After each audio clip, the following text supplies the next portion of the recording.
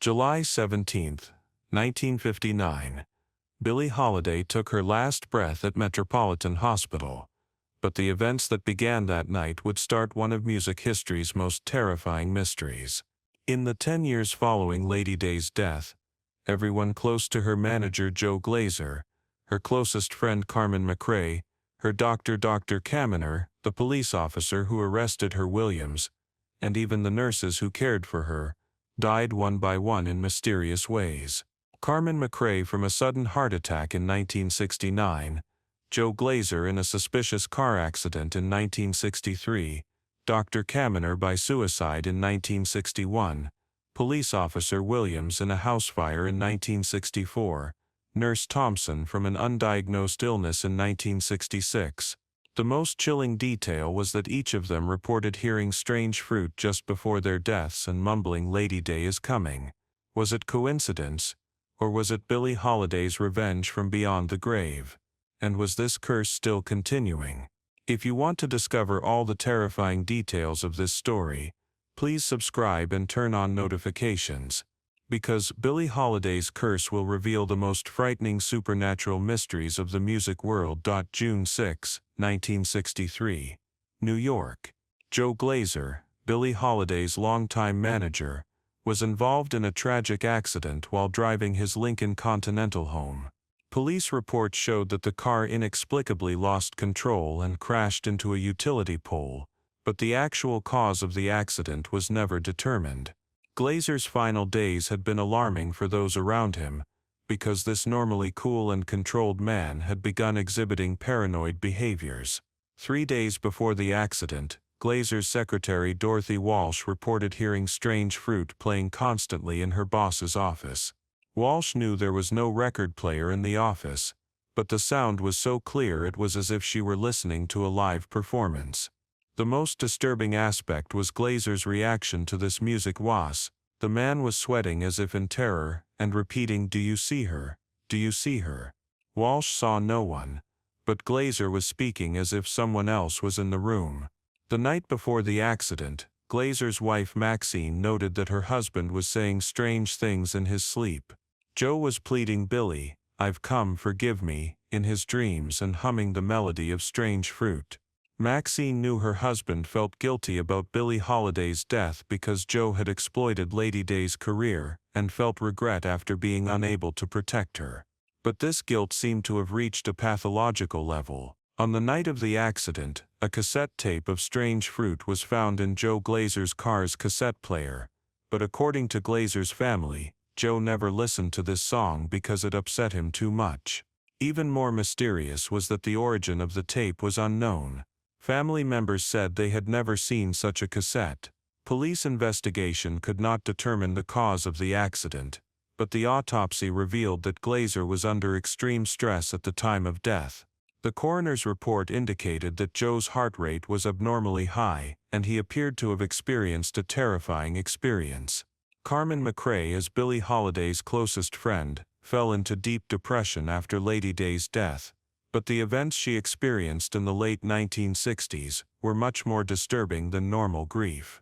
Carmen's family members and close friends began noting alarming changes in her behavior. Normally social and outgoing, Carmen became increasingly isolated and minimized contact with friends. In the winter of 1968, Carmen's neighbor Mrs. Eleanor Johnson complained about unusual sounds coming from the apartment.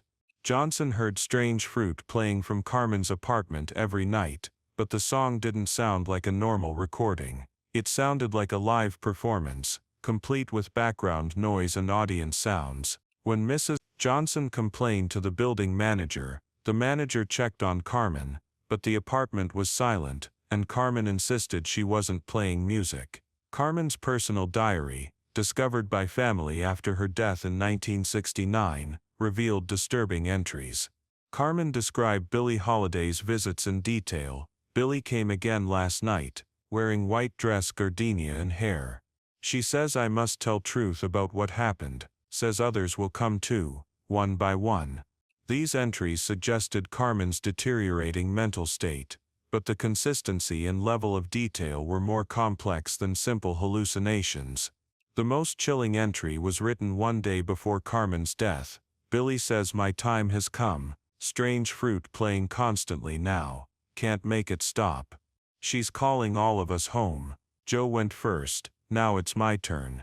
I'm not afraid anymore, I understand now, this is justice. Carmen McRae died the next day from a massive heart attack, exactly 44 years old, the same age Billie Holiday died.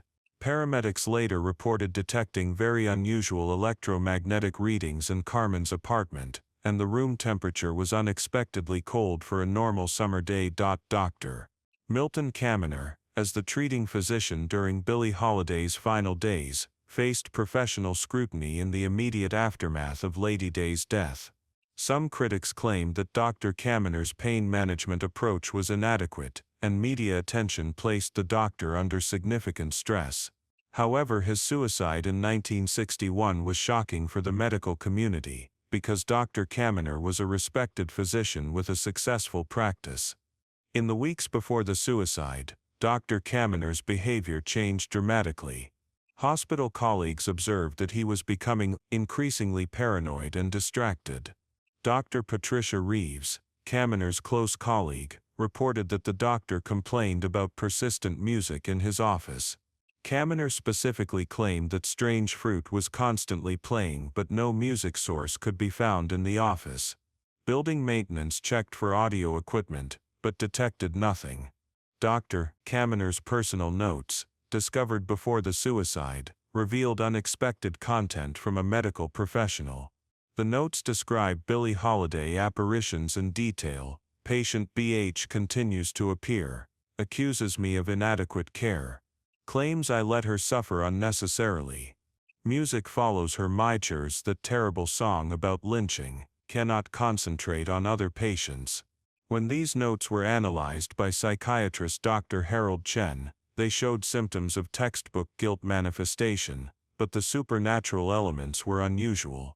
In his suicide note, Dr. Caminer wrote, "The music never stops. Billie Holiday haunts my conscience, I failed her in life. Perhaps death will bring peace to both of us. Strange Fruit echoes in my mind constantly.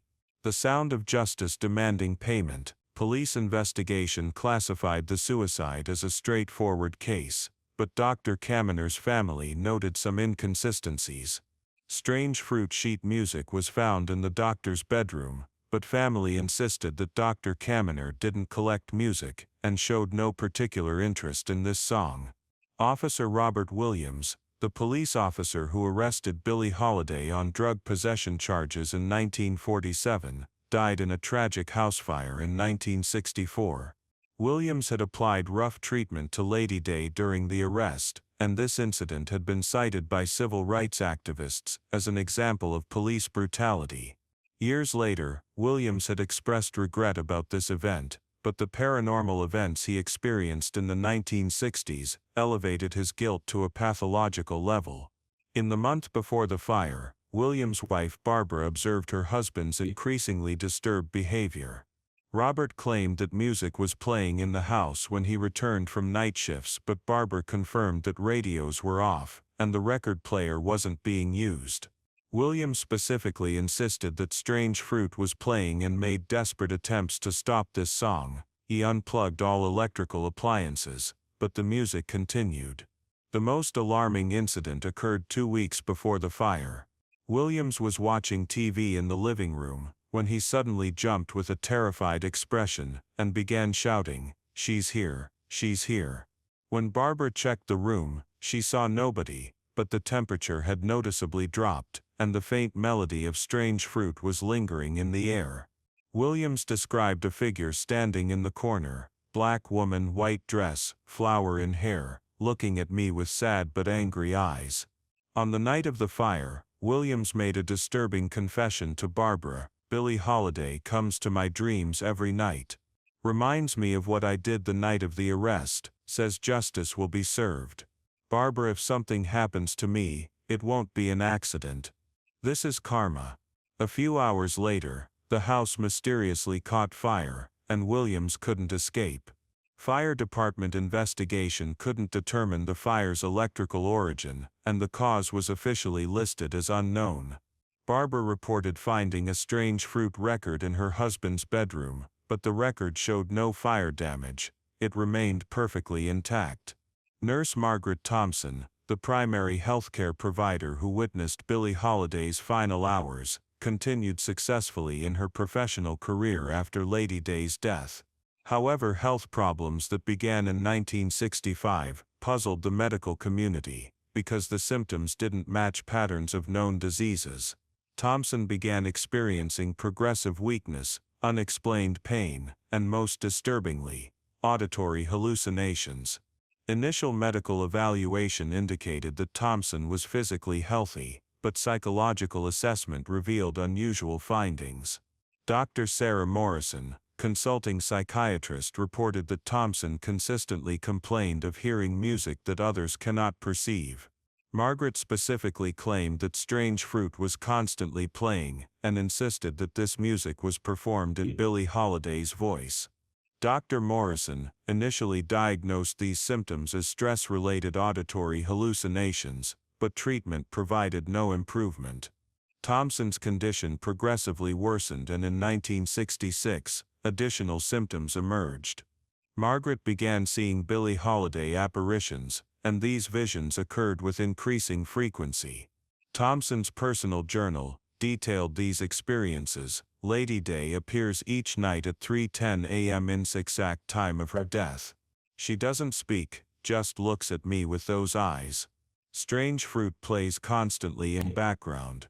I think she wants me to reveal something about her final moments. Medical tests revealed anomalies in Thompson's brain activity, but doctors couldn't determine the cause. EEG readings showed unusual patterns that were inconsistent with normal brain function. Dr. Robert Chen, a neurologist, described Thompson's case as an unprecedented neurological phenomenon. In Margaret's final weeks, symptoms dramatically intensified, and she claimed that Billie Holiday had established direct communication. Thompson's last words were recorded by nurses. "Billie says it's time. Justice has been served. Others will understand soon." Margaret Thompson died shortly after, listed in medical records as cause unknown. In 1965, the FBI began noting the unusual death pattern of Billie Holiday Associates and launched an informal investigation. The Bureau initially considered the possibility of coincidence, but statistical analysis indicated that the probability of random occurrence was extremely low. Agent Thomas Mitchell in the Civil Rights Division was assigned the task of analyzing these deaths, and his findings concerned federal law enforcement. Mitchell's preliminary report identified common elements among all deaths: Strange Fruit auditory experiences, Billie Holiday visions, timing patterns, and most significantly, the fact that victims had either harmed Billie in the past or provided inadequate protection. FBI profilers suggested that this pattern indicated either coordinated human activity or an unexplained supernatural phenomenon. The Bureau decided to investigate both possibilities. When a classified memo was submitted to J. Edgar Hoover, the FBI director personally showed interest in this case. Hoover was concerned about psychological warfare possibilities and suspected potential communist involvement.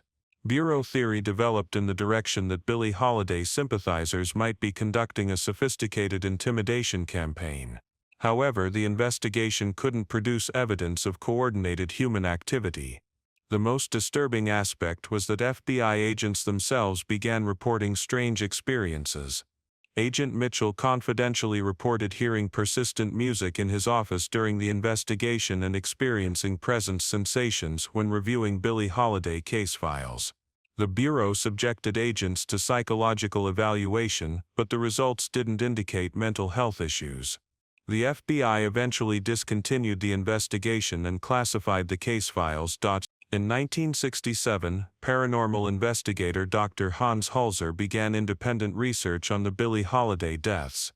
As an expert in psychic phenomena, Dr. Hulzer was qualified to explore the supernatural aspects of this case.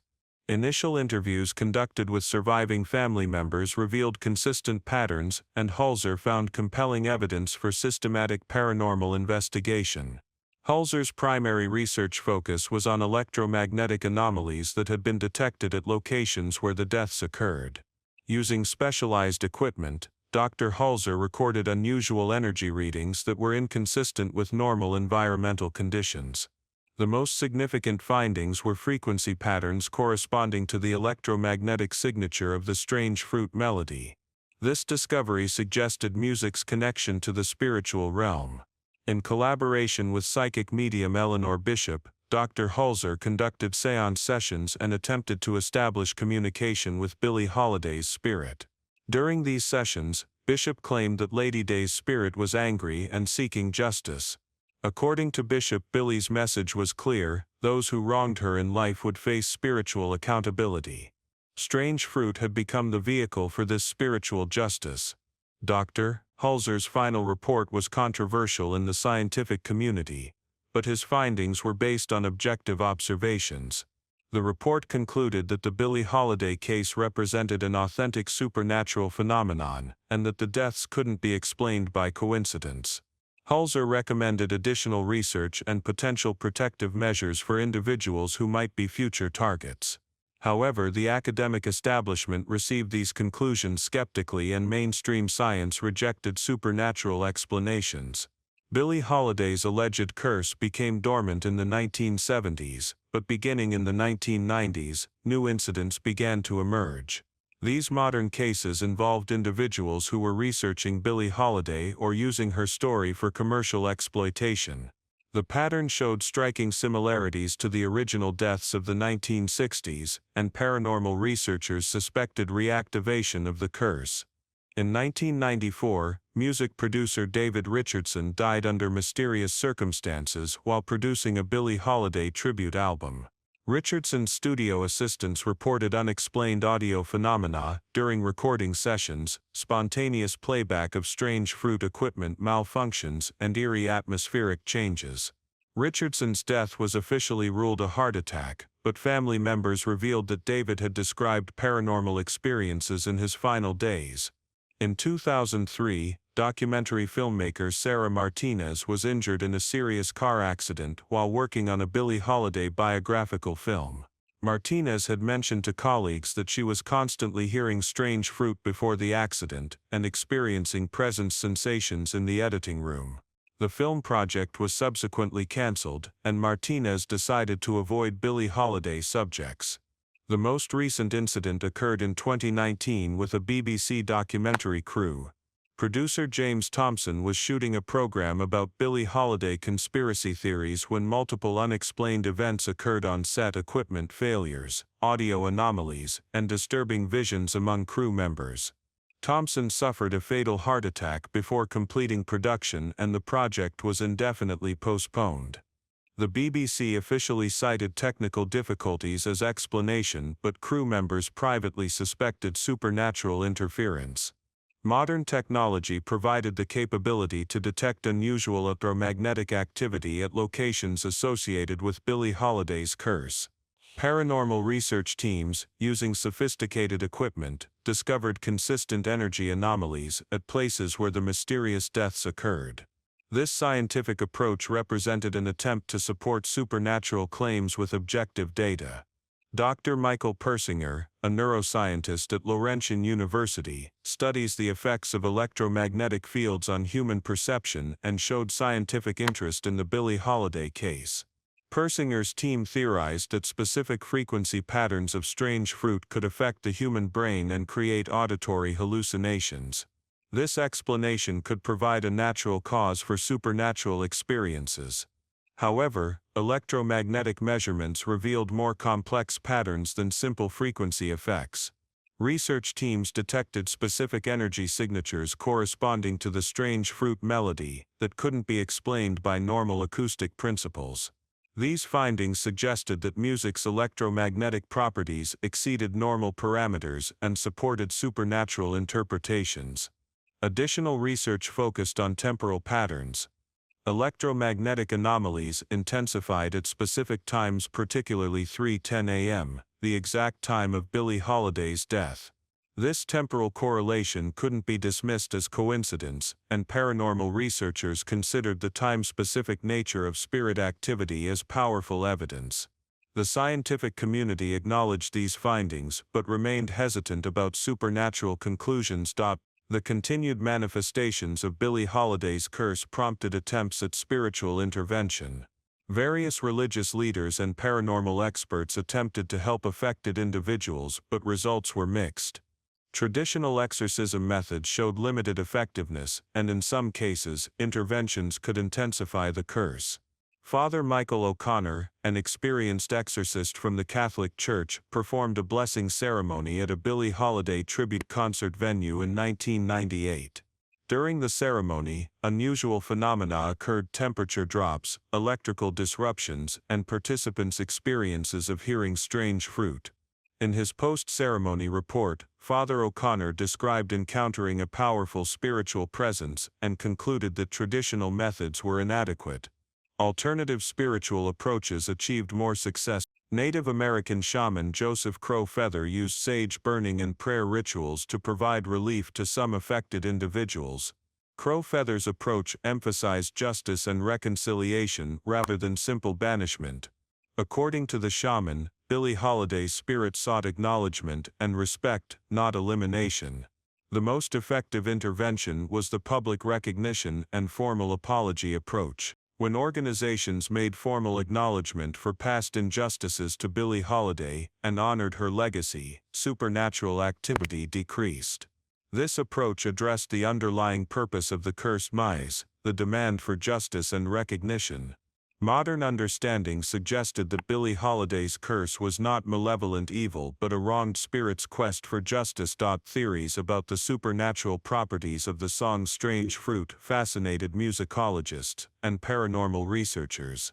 The song's emotional power and social impact were undeniable, but some theories suggested that the song possessed literal supernatural energy. Musical analysis revealed unusual structural elements of Strange Fruit that were significantly different from normal popular music patterns. Dr. Jennifer Walsh, an ethnomusicologist, analyzed the harmonic progressions of Strange Fruit and discovered that the song's specific frequencies could profoundly affect the human psyche. These frequencies stimulated the brain's limbic system and could trigger intense emotional responses. Walsh's theory suggested that the song's psychological impact had a physiological basis. In ancient musical traditions, the belief that certain songs possessed spiritual power was widespread. Gregorian chants, shamanic songs, and other ritual music were used for communication with supernatural realms. Strange Fruit could exhibit similar properties, especially considering the song's creation circumstances and Billie Holiday's emotional investment. Lady Day's personal trauma and social injustice experiences could have infused additional spiritual energy into the song. Modern sound analysis detected unusual acoustic properties in Strange Fruit recordings. Digital examination revealed subsonic frequencies that existed below the human hearing range, but could still create subliminal effects. These frequencies could possibly be the factor that triggered supernatural experiences.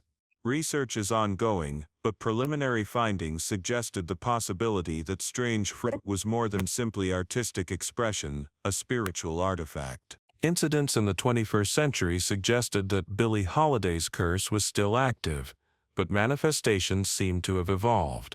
Modern technology and social media may have changed the curse's operating methods, but underlying spiritual dynamics remained consistent.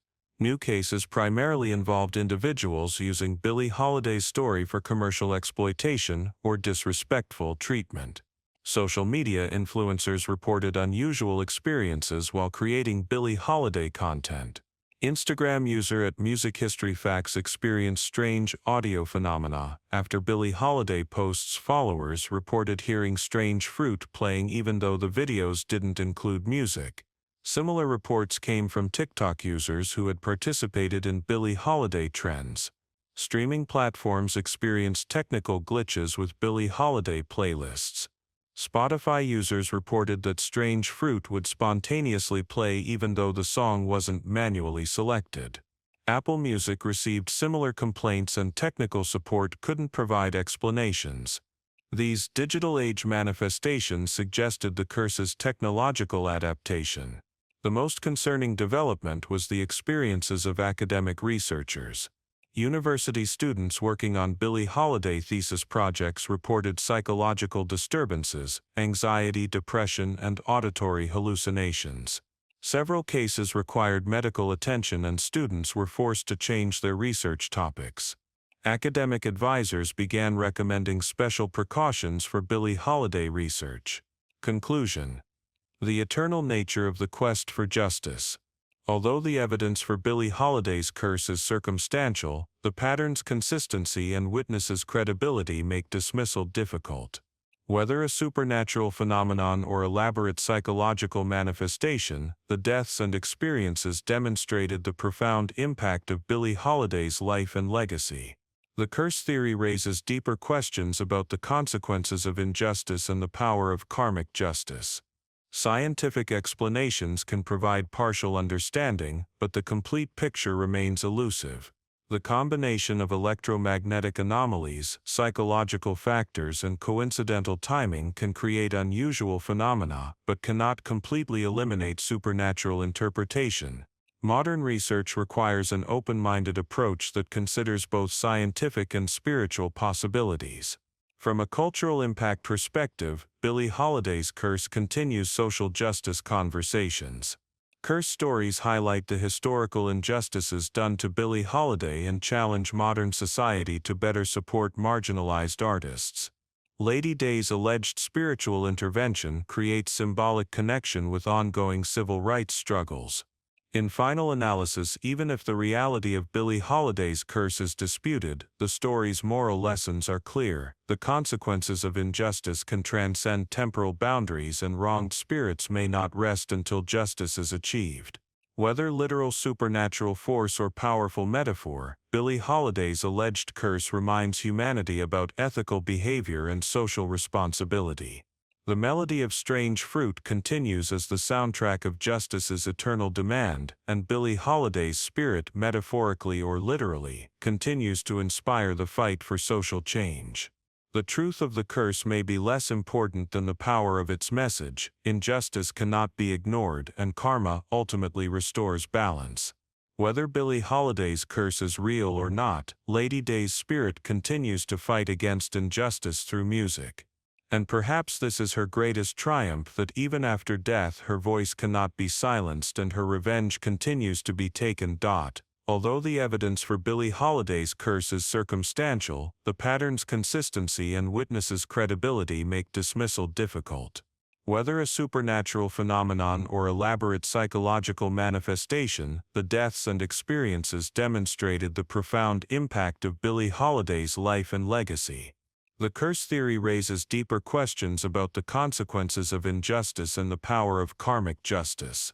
Scientific explanations can provide partial understanding, but the complete picture remains elusive.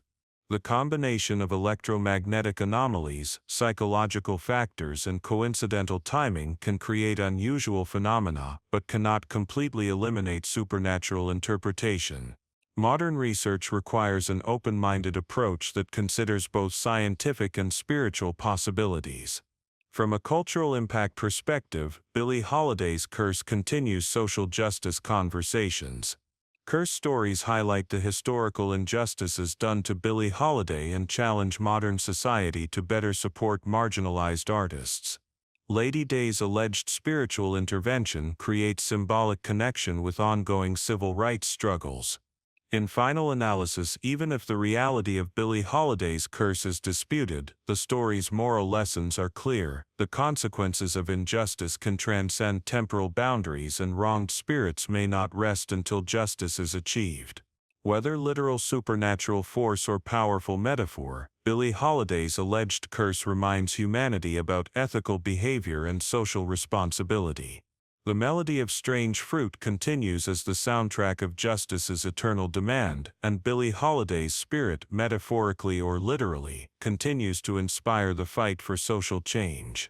The truth of the curse may be less important than the power of its message. Injustice cannot be ignored, and karma ultimately restores balance. Whether Billie Holiday's curse is real or not, Lady Di's spirit continues to fight against injustice through music. And perhaps this is her greatest triumph, that even after death her voice cannot be silenced and her revenge continues to be taken.